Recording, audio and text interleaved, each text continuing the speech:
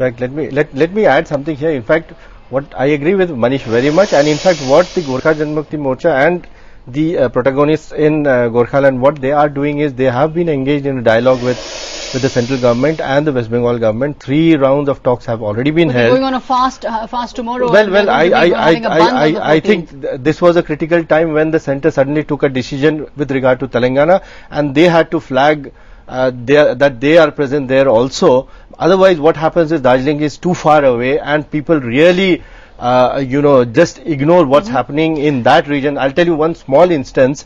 In the Ayla, when Ayla happened, cyclone Ayla, what happened was the total number of deaths in West Bengal was 64, and out of 64, 32 deaths were in Darjeeling alone.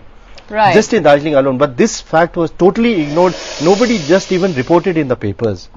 So these are things which the national media and New Delhi, of course, just very easily just skips through it. So how do you catch the attention of the centre? You have to do something. I'm sure that the December 21st, the 4th round of talks are going to be held. Those talks are going to be held in Darjeeling only, and I'm sure. So you have to do this to catch the attention of the centre. Mr. Ajit Singh, are you also planning to go on a fast one of these days? No. See, we have been carrying on this Jan Jagran, I'll call it, for last 10-15 years, and because of that, now there is majority in the Vidhan Sabha. And even the central government, as I said, prime ministers and all that, they are saying it's necessary.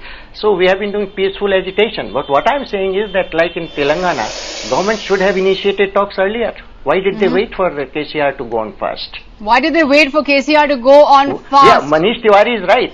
These things should be decided.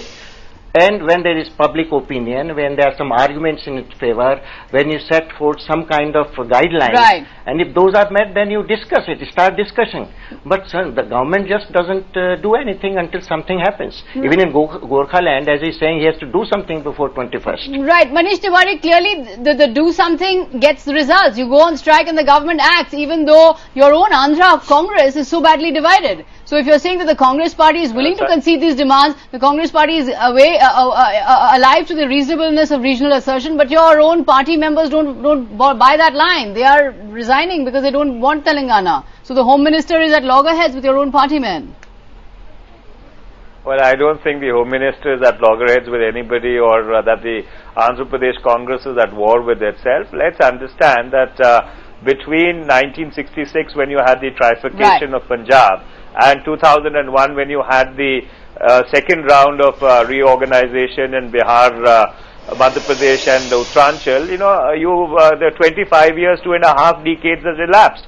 So therefore, these things need to be deliberated in great detail.